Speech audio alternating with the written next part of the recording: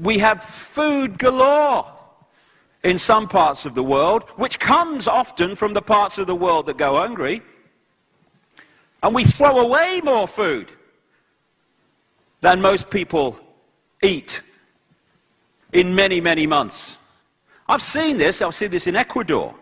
People living on rubbish tips, waiting for the vans to come from the Western hotels to pour the rubbish food, thrown away food on, and then they go and eat for the day from it. The world that we have allowed to happen. But don't look at that. Tick-tock, tick-tock. Look at this. Shut up. Hey, quick, honey, the Steelers are going to score. Cool, yeah. I've got nothing against that. I love sport. But if we are in a situation where that becomes the focus of our reality at the exclusion of everything else, then while we're looking here, hell is going on here to stitch us up in the way that we have been. Oh, shut up. What's on the telly, honey? And then we drop bombs on the most crowded piece of land on the earth, Gaza. We protect ourselves. That's what we do. We do it to protect ourselves, apparently. This is what we do.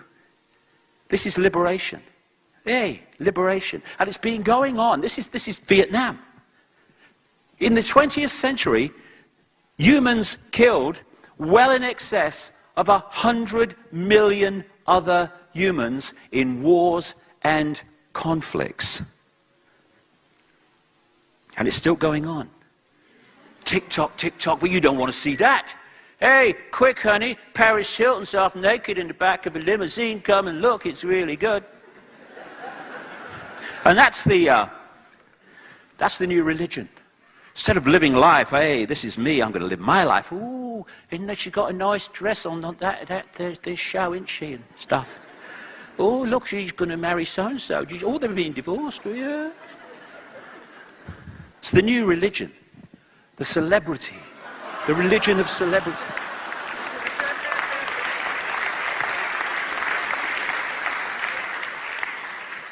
I'm just in the supermarket. Oh, yeah, I'm getting some beans. They're up there. They don't have to shop in the supermarket because they're different. And then we have a situation where we have a system called money, which is based on money that has never, does not, and will never exist. Steps back in amazement to say it again. I didn't quite catch that. We have become so divorced from the world that we live in that most people never ask the simple question, what is money? When you go into a bank and you ask for a loan, $50,000 or something, what does the bank do? It does nothing in terms of moving precious metal anywhere, printing money, anything. It just types into your account $50,000. And from that moment on, you start paying back interest and eventually the principal, if you're lucky, on the $50,000. Because the same people that have controlled the politicians and the governments have controlled the banks, legislation has been passed which allows banks to lend at least 10 times, and my God, it's at least 10 times, what they have on deposit. So every time you put $1 in a bank, you're giving them the right legally to lend 10, 9, 10 dollars.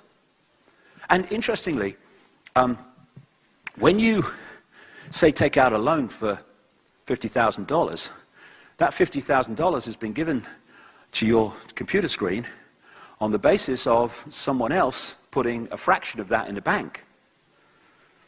And then you take that $50,000 and maybe you give someone $20,000 to buy something. They'll take that $20,000, which has already been created out of nothing, and they'll put it in another bank. Now the $20,000 from the original $50,000 gives this bank the right to lend 10 times the $20,000. And so it goes on. What a bank can create out of nothing and charge interest on to the population from $1 or $100 or whatever the figure is fantastic. And we don't ask questions. I've talked to economists, you know, who are earning cuckoo land amounts of money on the telly and stuff. I say, what is money? How is it created? They can't tell you. They never thought about it. It's just there. It's governments in here. No. It's the DNA of this society which holds this society more than anything else in so many ways, on a physical level, in servitude. Money created out of nothing, called debt, credit, which we then spend the rest of our lives paying back. But don't look at that. Don't let them know that. Tick, tick, tick. Hey, quick, honey, it's the Jerry Springer show. This man's going to punch his girlfriend. Come and look, honey. These are all the diversions, constantly. And then, of course, these people will tell you all the news that those that own the media want you to believe is true. It's what news is. And the whole foundation of all of it is be afraid, be very afraid. The big bad monster is coming as soon as we've invented him. Keep people in fear. Keep people in states of stress. And crucially, this will have implications as we go through the day, keep them in a state of surviving. Because while they're doing that, they will be in a state of focus on survival rather than looking at the big picture of what's going on. And so we've reached a point now where we really are at this fork in the road. We can go one way or we can go another, but we have to make a choice between the two, and we have to make it now. One way will take us into a global fascist dictatorship, an Orwellian state, well within the next 10 years. When what we say, what we do, where we go, will be controlled, monitored, and imposed by a police state in every country. We're seeing it unfold by the day.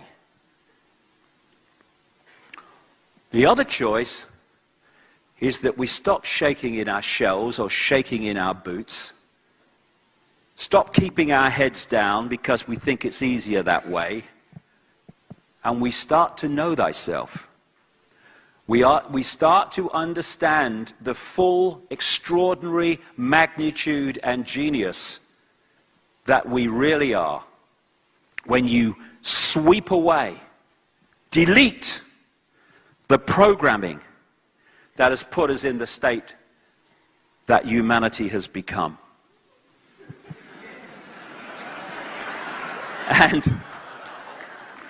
And when you reach that level, you stop taking this nonsense seriously. And when you stop doing that, it stops being intimidating to you. We're told, American word you hear so often, we're told you must comply. Compliance, that's what it is. The police state, you must comply. You must not incite discord, you must comply. Well, I have this thing, I call it the non-comply dance, you know. And that is when you start to beat to this different drum and you don't comply.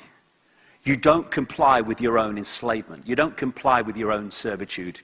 And we stop building and acquiescing to the building of our own prison. Comply! No. Do what we say? No. Your house is foreclosed. Leave. No.